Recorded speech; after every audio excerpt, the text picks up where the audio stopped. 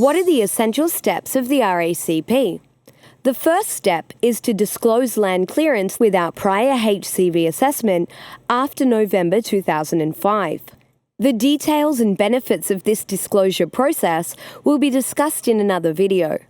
Along with this disclosure, companies also have to submit evidence of standard operating procedures designed to avoid land clearance and associated development without prior HCV assessments. Companies will then conduct a land use change analysis, LUCA for short, for non-compliant land clearance. This analysis is done using remote sensing, geographic information systems, and/or ground truthing to determine vegetation cover since November 2005 up to when growers conduct the HCV assessment. HCV assessment report date is required as the cutoff date for liability calculation in the LUCA. In the consideration for membership applications, growers may submit LUCA current to the time of the membership application, for example, less than 1 month old, without conducting a HCV assessment at that point. There will be an initial review of the LUCA to verify the findings before the approval of membership applications. It is crucial to note that liability will continue to run until a HCV assessment is conducted. This pathway is only applicable for growers with existing plantations that are not undertaking any land clearing and/or associated development without prior HCV assessment when applying for membership. Once membership has been granted, growers must undertake HCV assessment to obtain the cutoff date for liability and finalize the LUCA. That is additional analysis till the point of HCV report date to fulfill the RACP requirements and obtain RSPO certification. All land clearing and/or associated development must go through the new planting procedure. We will explore more on the LUCA in another video. Based on this analysis, companies can calculate their conservation liability. The more ecologically complex the area was, the higher the liability would be. Aside from conservation liability, companies must also identify 1. Areas that require environmental remediation, that is reversing or stopping environmental damage, for example, riparian zones and peat areas. 2.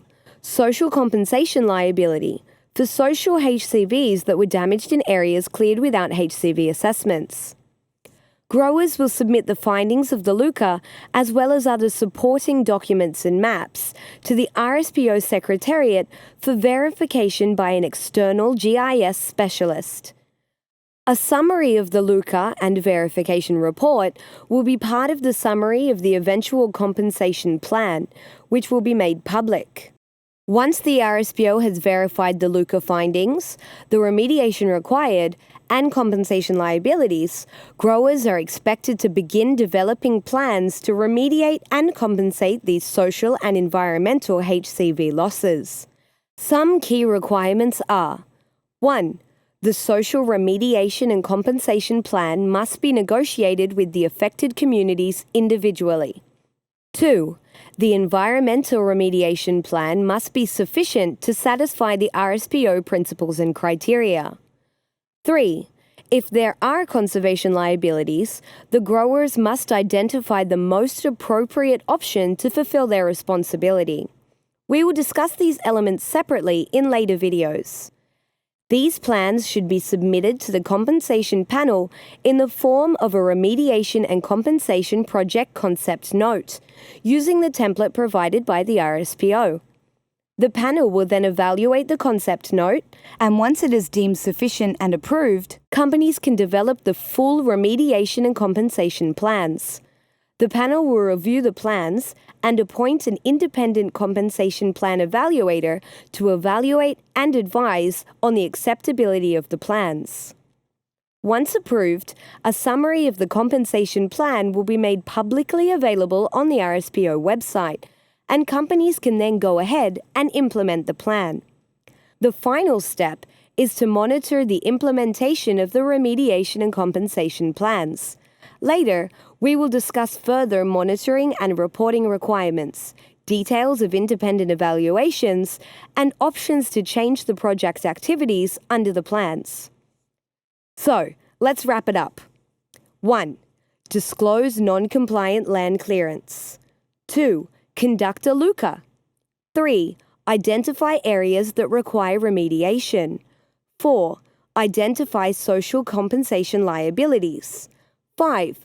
Submit the LUCA, maps and other documents to the RSPO Secretariat to be verified by external GIS specialists. 6. Develop compensation project concept note and submit for approval by the compensation panel. 7. Once the concept note has been approved, the grower is required to develop the full compensation plan, and it will be reviewed by an independent evaluator as part of the approval process by the compensation panel. Growers shall implement and monitor the remediation and compensation projects.